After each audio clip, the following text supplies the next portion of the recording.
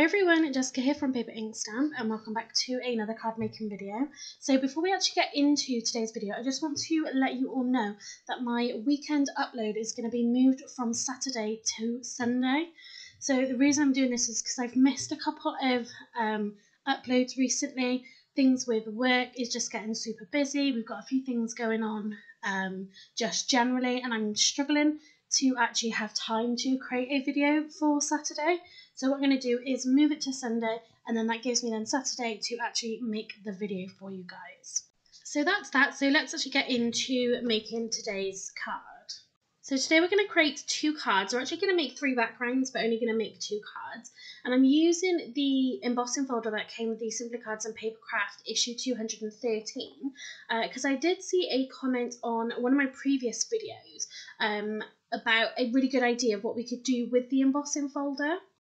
So I popped the comment on the screen. So this was by Helen, and she said that I think it might be really nice with the powders. So we are going to give that a go today. So if you do have any suggestions, obviously put them down in the comment section. I do read all of the comments. So yeah, if there's anything you want to see, anything that you think might be quite good, then yeah, drop me a comment and then we can have a look at creating a video based on what you think.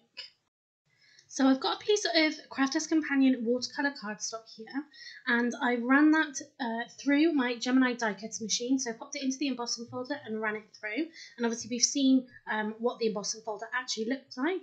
And the reason we're using the watercolour cardstock is so then when we apply our shimmer powders and then the water that's spritzed on top of it, then it's not going to peel. It's going to be able to absorb the water a lot better. So what we're going to do is start with the Atlantis burst. So I thought this would look quite nice. So the one thing to kind of remember with this technique is this isn't going to look how it has looked before when we've done this, because what we've done before is created a barrier, created little pockets using embossing powder, and that is then where the colour will pour together. This, of course, is just embossed into the design, so there are no barriers created. So it is going to sort of run all over the place. It's going to sink in. There are some areas where, of course, the water does get a little bit trapped, but of course that's then going to bleed into the actual embossed design. So I really love how this looks already. Of course you could leave it like this. So I wanted to let it just sort of sink in a little bit to see if the water was going to move around. But I think it's pretty beautiful because it is highlighting the design a lot better. And I'm just using my pokey tool just where the paper is then starting to warp a little bit because of the water. I'm just using my pokey tool just to press it back down again. And that's going to allow the inky water to just kind of move around the design a little bit more. So you could leave it just like this, let it dry naturally, and I think this would create a really beautiful card. We are going to take it sort of a step further, add a little bit more, but as it is here, you know, this could create a really fabulous, interesting background. So I am going to apply another sprinkling of the shimmer powder, and then I'm going to use my heat tool just to sort of help that dry back a little bit. I will pop it to one side to dry it when I create my next one, but I just want to sort of see where the colours sit in and sort of get an idea of what it's going to look like. The other thing I will mention is my spritz bottle. So this is just a spritzer for like flowers and things. It's quite big. I am gonna look at just getting a sort of smaller one, a regular one. Obviously you see a lot of people have got the actual distress spritzer. It doesn't have to be anything like that. This is just what I've got in the house, and it works perfectly fine. The only reason I'm thinking about just getting a much smaller one is because the nozzle on it is quite big. It does spritz water quite far around my desk, but I want to be able to just concentrate it a little better in certain areas, because with the bigger one, obviously because it's bigger, there is a lot of liquid that gets spritzed out. I want to just be able to control it just a little bit better. So you can see I'm using my heat gun, just moving it around. Like I said, I just want to see what this actually looks like. Use the paper towel to help mop up some of those areas that are quite heavy with the water. But you can see here, it's dried back a little bit, and you can kind of see that design. And I think this actually looks really cool because the areas that are embossed with the design have sort of taken on that stronger colour. There of course are still some areas where the shimmer powder didn't get to, so it's still quite an interesting look. If you did want to cover the whole of this sheet so it was all kind of one colour, again, I think that would be a really great background, but I love this kind of haphazard sort of I just think it makes a little bit more of an interesting background, to be honest. So for the time being, I'm going to put that aside just to completely dry, and I'm going to have a go at just a little experiment at trying something different. So on the embossing folder, on what is the front of it, because that is green, that shows you the design, I'm using a Versamark clear sticky ink. So in my head, I had this idea of what areas could we heat emboss with some embossing powder to then be able to use this in the same kind of way that we've done when we've used background stamps and used these shimmer powders. So I'm literally just going all over the embossing folder. So the way that this is going to turn out is it's not going to heat emboss the areas that are raised, it's going to heat emboss the sections that aren't. So what this means is the majority of our background is going to be white to heat emboss. Then when we put the shimmer powder on top, that is only going to be soaked in to the raised embossed design. And you'll see this here in a second. So once the background is covered with the embossing powder, I can melt it with my heat gun, and you can see what it looks like here. That shining is the embossing powder, and you can see that's over the majority of the background, and that's going to create almost like a shield. So now I'm going to use some more of the shimmer powder. This is that Atlas Burst again. And as I said, when we spritz this, the water is just going to pool on top and only then sink into that embossed design.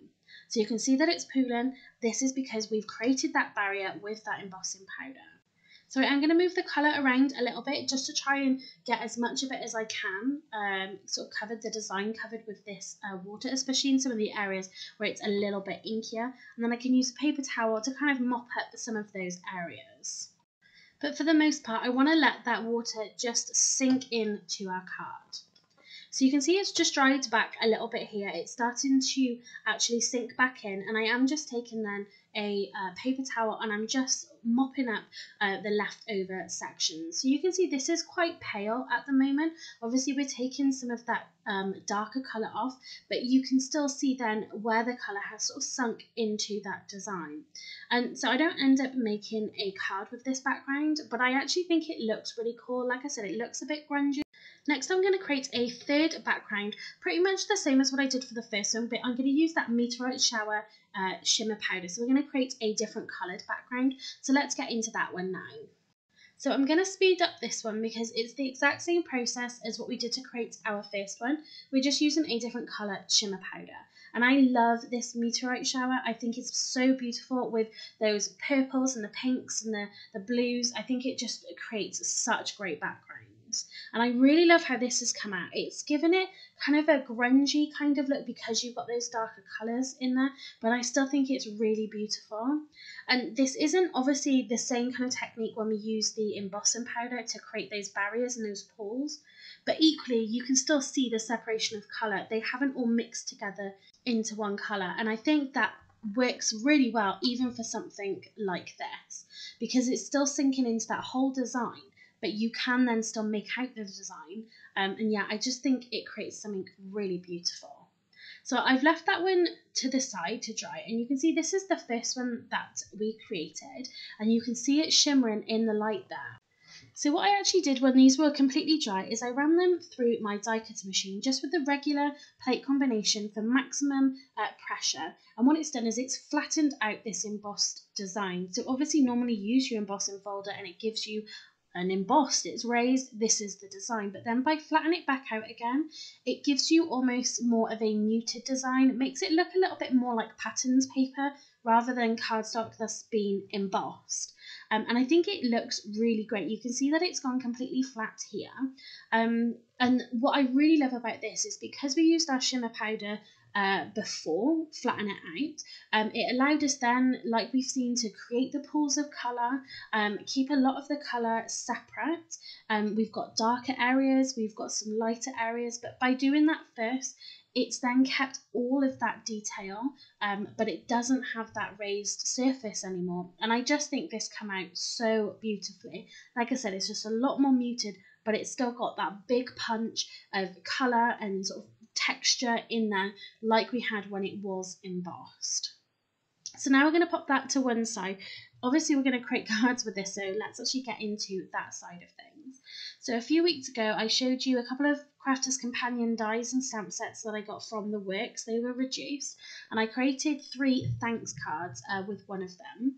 And now we're going to die cut 2 panels. So it's going to be kind of the same design as what we did then, but we're using the Hugs die this time. If you haven't seen these dies before, basically what it does, it's almost like an edgeables die if you've seen those. So it will die cut the word hugs, but it actually leaves the bottom of the word connected to your cardstock. And you can see you've got 2 cut lines either side. You've got the H and just coming off that G. So you can trim this down. So there are additional dies you can buy which will almost cut an aperture into it. Or you can just do what I'm going to do and then just cut it straight across. So they really are really beautiful, and they can create some pretty quick and simple cards actually. So you can see that I obviously need to tidy everything up here to actually create our card. So I need to cut down my background panel first. The embossing folder itself is actually 7 by 5 inch. When you then trim down your panel, it's going to be slightly smaller than that. So you could literally just pop this straight onto a card and it's good to go. You've basically got a card ready. But what I'm going to do is trim it down. Then I'm going to just trim it down a little bit further, and then I can have a look at trimming down then my Hugs sort of top panel. So now I've got everything cut down. I originally was going to use some foam pads, but I didn't quite have enough left over. So I'm going to use my Crafter's Companion Dotty Tape pen, and I'm going to use this to adhere down the actual Hugs itself, because it means it's not going to show any of that tape. And then I'm just going to use my regular tape runner, and you can see that this panel is too big. I've not trimmed this down because I wanted to make sure that I got the placement of it just right before I actually trim this down. So what I want to do is get the sentiment, the word hugs, lined up exactly where I want it to be. I can make sure this is straight, and then I'm going to cut it afterwards. The other great thing that I love about these dies, these kind of dies, is that it doesn't matter what your background looks like underneath it, because you're not going to see it. So in this instance, the top probably third of it you'll be able to see of my design, but the rest of it you're not going to be able to see. So if you've got a panel and you've got one end is much better than the other, then that's great. Use that side. It doesn't matter what is underneath the white side. So you can see that I'm using the grids on my mat just to line this up as perfect as I can get it. So in other videos, I have kind of expressed that I don't like the circle in the middle of this embossing powder. I would have preferred if it was just that tulip design all over. But actually for this particular design, I actually quite like it because I think it frames that Hugs really beautifully kind of behind it, just adds a little bit of extra detail. So I've stuck down both of these Hugs, and now I can cut this down. So it's much easier to do it this way, because it means then that I can get it all lined up and I can get that Hugs exactly where I want it to be. So both of these cards aren't going to be absolutely identical to each other, but it really doesn't matter. They're never going to go to the same person, so they can be different. So I'm doing the exact same process for both of these cards. And I just really love how these have come out. I love this kind of design where you've got a lot of white space, but then you've got something really bright and punchy, something that gives it so much interest, where then you wouldn't necessarily want to have too much else going on with it. So now we're just going to finish off our sentiments. So within this particular set, you get 2 additional stamps. So you can have 2 sentiments. It's either going to read "Send in hugs" or "Hugs are always the answer." So because I wanted to add my stamp to the bottom in that white section, we're going to go with the stamp that reads "Are always the answer." So I'm going to pull out my stamping platform, because then I know I'm going to be stamping it in the same place.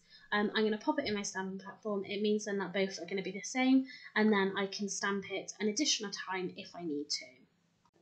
So then the stamp will stand out. I'm going to use a VersaFine Onyx black ink. So you could then add like a black mat if you wanted to sort of tie that black in a little bit more, but I didn't feel like this was a really chunky kind of font. I thought it just worked really nicely and for it to then be in that black colour. And then again, I can then pop in my second panel and stamp the sentiment again. So now we can assemble our card. So because I wanted a little bit of dimension, but again I wanted that stability for the panel itself, I'm going to use my white funky foam. So I've used some double-sided tape. I've cut this down to be smaller, just slightly smaller than my panel. And then I can attach it onto the card blank. So I really love how this looks with that thicker white border. I haven't matte and layered it because I really don't think it needs it. I really love that burst of colour that you get from the background. You get, again, that really beautiful detailing from the embossing folder, but then also with that shimmer powder in there. I just think it's such a great combination. So the last thing I did just to finish these cards off, I did this off camera. I added some 3D clear drops just to give it a little bit of embellishment, a little bit extra sparkle. But I really love how these have come out, that sort of simple design, but of course going through the process is a little bit more in-depth than that, but I think it's a really great way of showing you again how you can stretch your products, not necessarily use them in the most traditional ways, mix it with a few other products. You don't have to use shimmer powders, you could use just some inks if you wanted to, lots of different things that you could do with the embossing folders just to give your cards a different kind of look. So that's it for this video. So just to remind you, this is the embossing folder that came from the Simple Cards and Papercraft issue 213. So if you did like it, please give it a thumbs up and leave me a comment down below. If you haven't subscribed to my channel already, please do so you don't miss out on any future videos. So thanks very much for watching and happy crafting.